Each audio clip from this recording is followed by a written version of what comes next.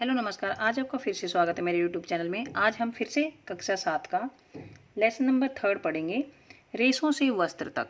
तो इसमें हम कोकून से रेशम तक पढ़ेंगे, जो कि पेज नंबर 31 पर है। इससे पहले हम पढ़ चुके हैं कि रेशम का जो कीड़ा है वो किस तरह से कोकून बनता है।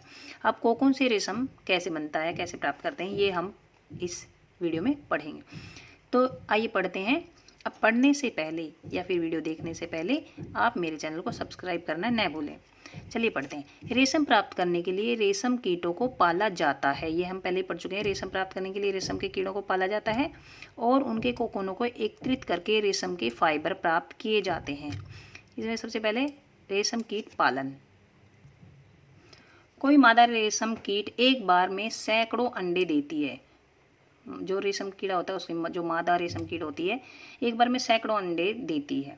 चित्र 3.10 देखिए, ये सैकड़ों अंडे हैं।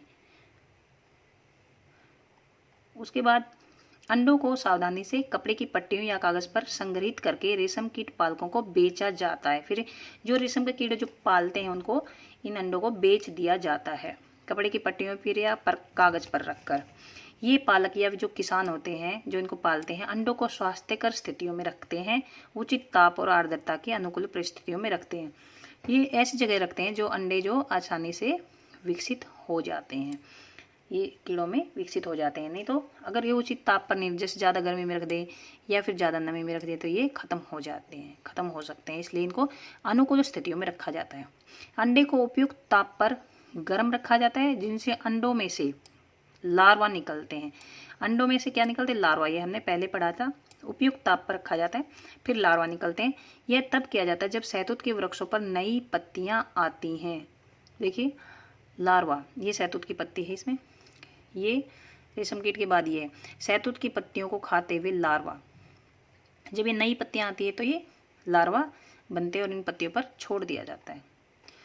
इसके बाद है लार्वा, जो कैटरपिलर या रेशम कीट कहलाते हैं, दिन रात शहतूत की पत्तियों को खाते रहते हैं और ये साइज में बड़े हो जाते हैं। लार्वा को शहतूत की ताजी कटी पत्तियों के साथ बांस की स्वच्छ ट्रे में रखा जाता है। फिर इनको क्या करते हैं, लार्वा को जो बांस की ट्रे होती है उनमें रखा जाता है और उनमें शहतूत की जो ताजी कटी पत्तियां भी डाल दी जाती हैं। 25 से 30 दिनों के बाद कैटरपिलर खाना बंद कर देते। 25 से 30 यानी 1 मंथ लगभग उसमें कैटरपिलर खाना बंद कर देते और कोकून बनाने के लिए वे बांस के बने छोटे छोटे कक्षों में चले जाते। फिर वो खाना बंद कर देते हैं और कोकून बनाने के लिए जो बांस के अंदर छोटे छोटे कक्ष बने होते हैं, छोटे छोटे कमरे बने होते हैं इनके लिए, जो ये कीड़े हैं इनके लिए। इसके लिए ट्रे में छोटी रैक या टहनियाँ रख दी जाती हैं। इसलिए जो ट्रे होती है उनमें छोटी छोटी रैक या टहनियाँ रख दी जाती हैं, जिनसे कोकून जुड़ जाते हैं। कैटरपिलर अथवा देखिए ये 3.10D देखते हैं पहले ताकि इजीली समझ में आ जाए। ये बी है, ये डी है। देखिए ये कोकून बन गए। इसके बाद है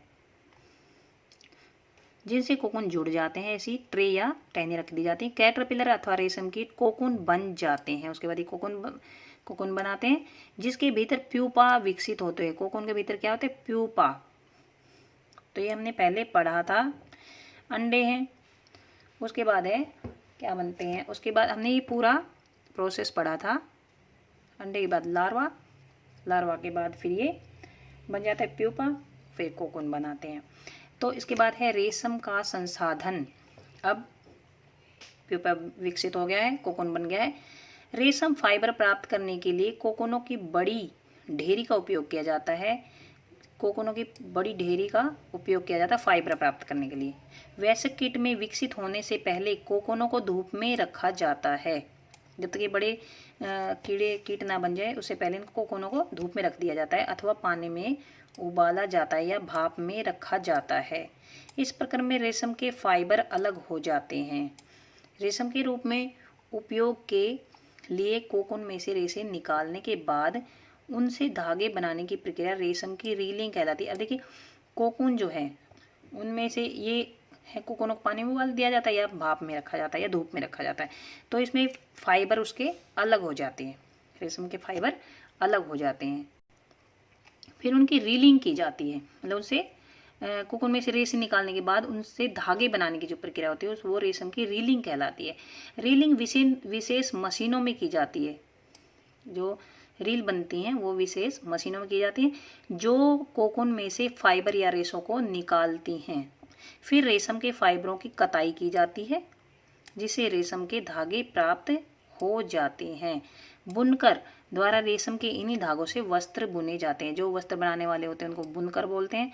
तो फिर इन्हीं रेशमों से जो रेशम के धागे होते हैं इन्हीं से वस्त्र बुने जाते हैं। तो यहाँ तक होगी रेशम की पूरी जो प्रोसेस है पूरा हो गया। पहली जानना चाहते हैं कि क्या कपास के धागे और रेशम के धागे की कताई और बुनाई एक ही प्रकार से की जाती है? नहीं, ये होती एक जैसी, लेकिन वो कपास के धागे वो है थोड़े अलग होते हैं और ये रेशम के धागे अलग होते हैं। तो जब वो दोनों अलग होते हैं तो उनकी जो बुनाई है वो भी कताई है बुनाई है वो अलग होती है। बोलने में ये इसकी कताई की जाती है और इसकी बुनाई की जाती है, लेकिन प्रोसेस इनका अलग होता है। तो यहाँ तक हमारा लेसन 3 खत्म हो जाता है। उसके बाद हम नेक्स्ट वीडियो में इसके क्वेश्चन आंसर करेंगे। आप अच्छे से वीडियो को देखिए, समझिए और अच्छी तरह से इनको अगर जो भी क्वेश्चन आते हैं वो आपको क्लियर हो जाएंगे। अच्छा, हमने ये अभी रेशम की खोज एक बार पढ़ लेते हैं।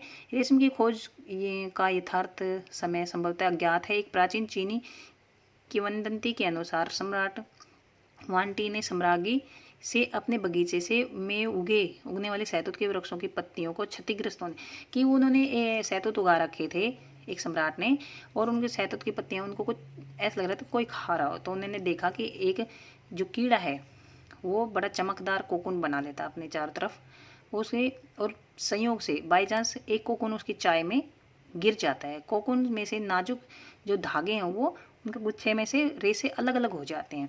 तो रेशम उद्योग चीन में आरंभ हुआ और सैकड़ों वर्ष तक इसे कड़ी पहरेदारी के में गुप्त रखा गया, मतलब बताया नहीं किसी को कि वहाँ पर रेशम उद्योग चल रहा है या रेशम बनना शुरू हुआ है। बाद में यात्रियों और व्यापारियों ने रेशम को अन्य देशों में प्रचलित किया। जिस मार्ग से उन्होंने यात्रा की थी उसे आज भी सिल्क रूट कहते हैं। बाद में यात्री और व्यापारियों ने देखा कि रेशम वहाँ पर बन रहा है, उनका पता लगाया। तो उस जिस रास्ते से ये यात्री और व्यापारी जाते थे अन्य देशों में भी पता लग गया था कि हाँ चीन में रेशम बन रहा है। उस रूट को क्या कहते हैं? Silk route. तो यहाँ तक ख़त्म होता है। तो मेरे चैनल को सब्सक्राइब जरूर करना। Thank you.